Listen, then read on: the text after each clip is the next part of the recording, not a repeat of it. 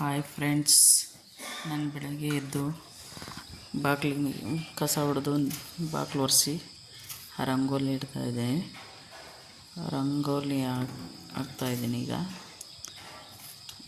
ರಂಗೋಲಿ ಹಾಕಿದ ನಂತರ ನಾನು ಗ್ರೀನ್ ಟೀನ ಬೇಯಿಸೋಕ್ಕೆ ಅಂತ ಇಟ್ಟು ಬಂದಿದ್ದೀನಿ. ಗ್ಯಾಸ್ ಮೇಲೆ ನೀರನ್ನು ಕುದಿಯೋಕ್ಕೆ ಅಂತ ಇಟ್ಟಿದ್ದೀನಿ. ಅದು ಬೆಳಗಿನ ಜಾವ ನಾವು ಗ್ರೀನ್ ಟೀ ಕುಡಿತೀವಿ. ಅದಕ್ಕೆ ನಿಂಬೆ ರಸ ಹಾಕಿ ಸ್ವಲ್ಪ ಬೆಲ್ಲ ಹಾಕಿ ಕಾಸಿ ಸೋಸಿ ಕುಡಿತೀವಿ. ಅದಾದ ನಂತರ ನಮ್ಮ ಮಗ ಚಿತ್ರಾನ್ನ ಅಂದರೆ ಮಾವಿನಕಾಯಿ ಚಿತ್ರಾನ್ನ ಮಾಡಿದ್ದ. ನಮ್ಮ ಮನೆಯವ್ರು ಮಾವಿನಕಾಯಿ ತಂದಿದ್ರು. ಆ ಮಾವಿನಕಾಯಿನ ತುರಿದು ಚಿತ್ರಾನ್ನ ಮಾಡ್ತಾಯಿದ್ದೀನಿ.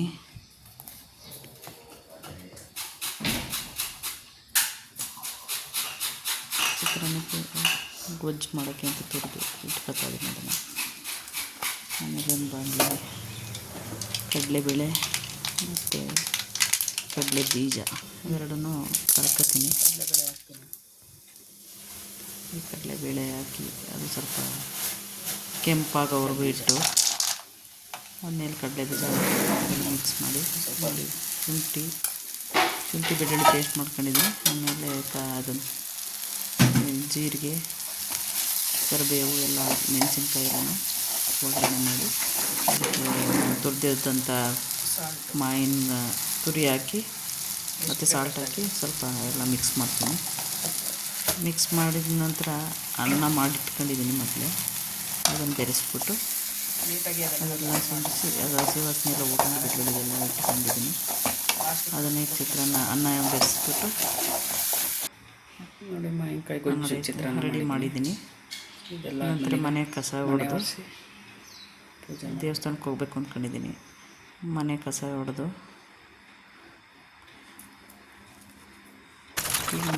ತಟ್ಟೆ ತೊಳೆದು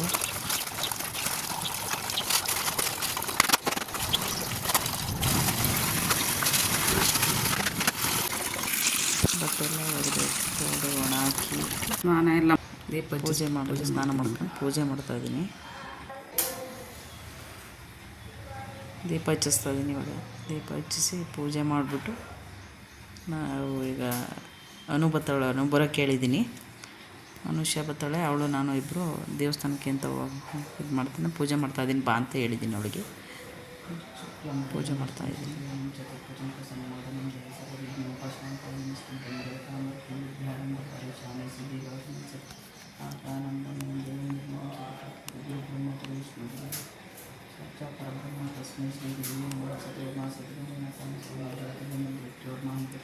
ಪೂಜೆ ಮುಗೀತು. ಅಷ್ಟರಲ್ಲಿ ಅನುಷಾ ಮನೆ ಹತ್ರ ಬಂದಿದ್ಲು. ಎಷ್ಟು ಕಿಲೋಮೀಟ್ರ್ ಚನ್ನಪಟ್ಟಣದಿಂದ?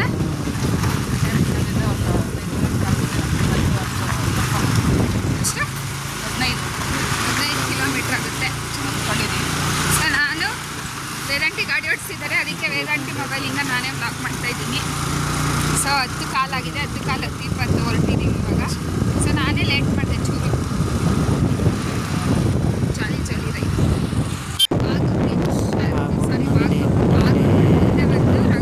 ರೋಡಿಗೆ ಹೋಗ್ತಾ ಇದ್ದೀವಿ. ಅಷ್ಟೇ, ಹಂಗೆ ಹಿಂಗೆ ಹೋದರೆ ನವಿಲೆ ಸಿಗುತ್ತೆ, ಬಾಗೂರು ನವಿಲೆ. ಸೊ ಇವಾಗ ಬೆಟ್ಟಕ್ಕೆ ಹೋಗಿ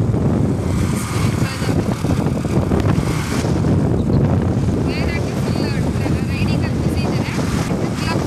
ಮಾಡ್ತಾರೆ ಡೀಟೇಲ್ಸ್ ಎಕ್ಸ್ಪ್ಲನೇಷನ್ಸ್.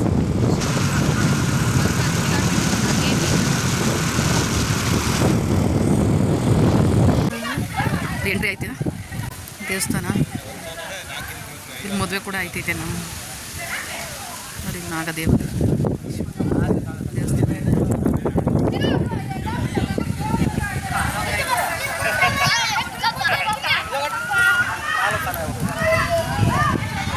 ದೇವಸ್ಥಾನ ನೋಡಿ.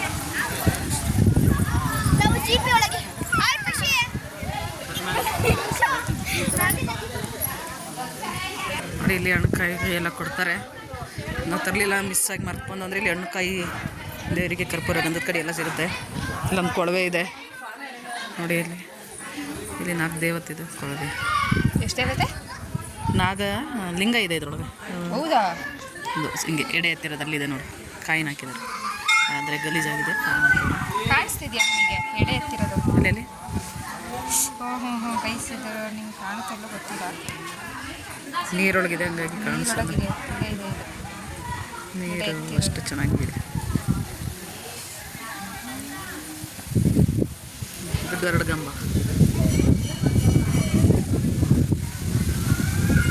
ದೇವಸ್ಥಾನದ ಮುಂಭಾಗ.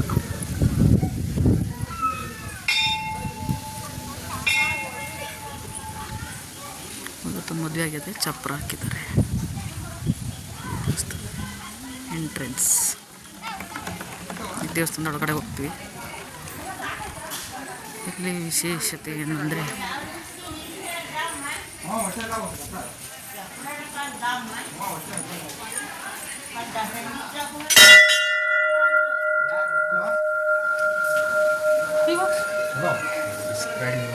ಎಷ್ಟಾಗುತ್ತೆ ಅಷ್ಟು ಮಾಡಿ ನೀವು ಪ್ರಸಾದ ಆದಷ್ಟು ನಾನು ಮಾಡಿ ಹೇಳಿದ್ದೆ. ಒಂದೇ ಒಂದು ಸ್ವಲ್ಪ ಬಾಳೆ ಬೇರೆ ದೇವರ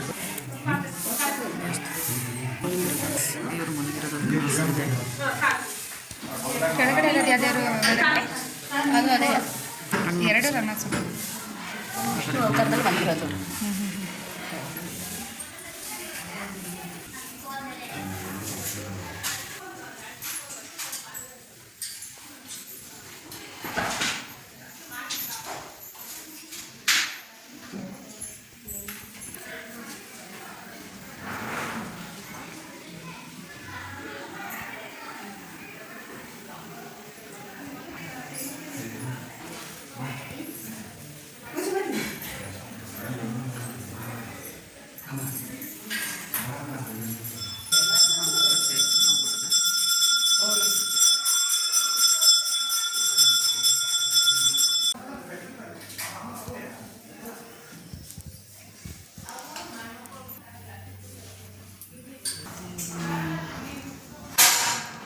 ಕ್ಲೀನ್ ಮಾಡಿ ತೀರ್ಥ ಹಾಕಿರ್ತಾರೆ ನೋಡಿ. ಅದು ದೇವರು ಪೂಜೆ ಮಾಡಿ ಅದಕ್ಕೆ ಪುಣ್ಯ ಮಾಡಿ ತರ್ತಿದ್ದಾರೆ.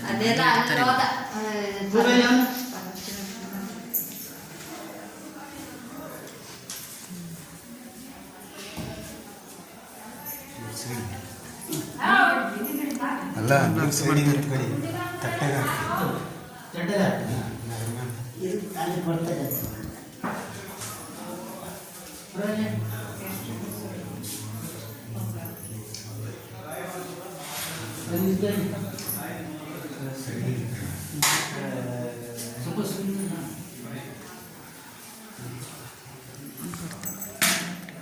ಕುರ್ಸಿ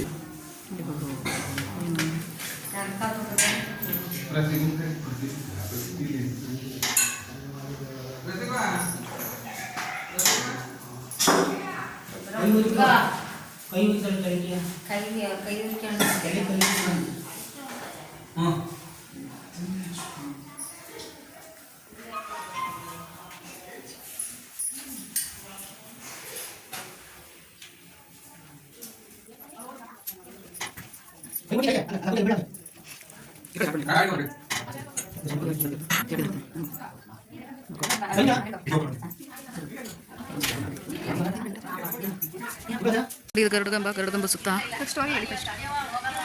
ಇಲ್ಲಿ ವಿಶೇಷತೆ ಏನಂದರೆ ದೇವ್ರ ಪೂಜೆ ಮಾಮೂಲಿ ಮಾಡಿಸ್ತೀವಿ. ರಂಗನಾಥಸ್ವಾಮಿ ಬಿಡ್ತಲ್ಲಿ ರಂಗನಾಥ ಮಲಗಿರೋದೇ ಇರೋದು. ಆಮೇಲೆ ಅದಕ್ಕೆ ಸರ್ಪನೂ ಇದೆ, ಎಡೆನೂ ಇದೆ ಆಗಿಲ್ವಾ? ಹಾಂ, ಇದು ವಿಶೇಷತೆ ಅಂದರೆ ದೇವ್ರು ಸರ್ಪದ ಮೇಲೆ ಮಲಗಿರೋದು ಎಡೆ ಇದ್ರ ಮೇಲೆ. ಇಲ್ಲಿ ಈ ದೇವಸ್ಥಾನದಲ್ಲಿ ಚಿಕ್ಕನಹಳ್ಳಿ ದೇವಸ್ಥಾನ ಅಂದರೆ ಒಂದು ಕಲ್ಲು ಇಟ್ಟಿರ್ತಾರೆ. ಆ ಕಲ್ಲು ತಿರುಗುತ್ತೆ. ನಾವು ಏನು ಮನಸ್ಸಲ್ಲಿ ಏನು ಬೇಡ್ಕೋತೀವಿ ಒಳ್ಳೆಯದಾಗಿ. ಯಾವ ಸೈಡ್ ತಿರುಗಿದ್ರೆ ಏನು, ನೀವು ತಿರುಗದೆ ಇದ್ರೆ ಏನು, ಅದ್ರದ್ದು ಡೀಟೇಲ್ಸ್ ಹೇಳಿ.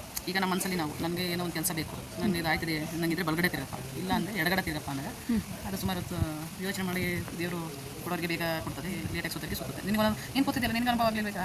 ಆಯಿತು, ಕುತ್ಕೊಂಡೆ ಗೈಸ್. ಏನು ಡಿಫ್ರೆನ್ಸ್ ಆಯ್ತು ನನ್ನ ಇದರಲ್ಲಿ? ಮಂಗಳಾರತಿಗೆ ದುಡ್ಡು ಹಾಕಲಿಕ್ಕೆ ಕುರಿತೆ ನಂಗೆ ನಿಜ ಗೊತ್ತಿರಲಿಲ್ಲ. ಅದು ತಿರುಗಲಿಲ್ಲ.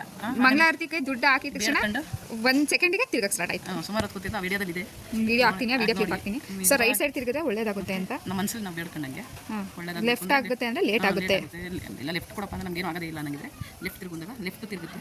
ಒಳ್ಳೆದಾಗಿ ಎಲ್ಲ ಬೇಡ್ಕೊಂಡು ತಿರುಗಿದಾಗ ರೈಟಿಗೆ ತಿರುಗಪ್ಪ ಅಂತ ಅಂದ್ಕೊಂಡ್ರೆ ತಿರುಗುತ್ತೆ.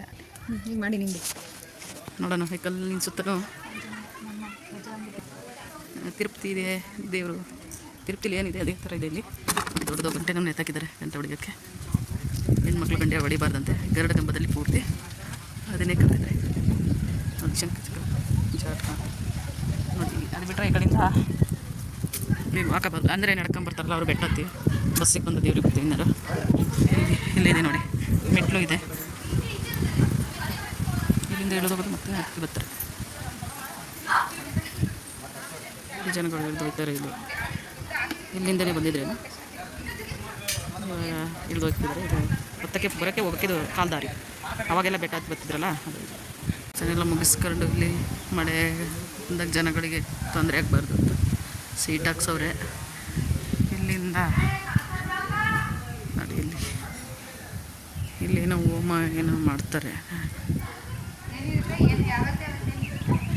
ಇಲ್ಲಿ ಪ್ರತಿ ಶನಿವಾರ ಅನ್ನದಾನ ಇರುತ್ತೆ. ಹಾಂ, ಅನ್ನದಾನ. ಇಲ್ಲೇನೋ ಪೂಜೆ ಏನೋ ಮಾಡ್ತಾರೆ ಅನ್ನಿಸ್ತದೆ. ಇಲ್ಲಿ ಬಾಗ್ಲಾಕಿದೆ. ಇಲ್ಲಿ ನೋಡಿ ನಾಗರದ ದೋಷ ಏನಾದರೂ ಇದ್ದರೆ ಪೂಜೆ ಮಾಡಿಸ್ಕೊಳ್ಳೋಕ್ಕೆ ಇಲ್ಲಿ ನಾಗರದ ಕಲ್ಲು ಹಾಕ್ಸಿದ್ದಾರೆ. ಇದು ಫುಲ್ ಕಲ್ಲು ನೋಡಿ. ಇದ್ರ ಹಿಂಭಾಗ ಒಂದು ದೇವಸ್ಥಾನ ಇದೆ ಪಕ್ಕದನೇ. ದೇವರು ಇದೇ ಥರ ಮಲಗಿರೋದು ಒಳಗಡೆ. ಇದೇ ಥರ ಇರೋದು ಒಳಗಡೆ.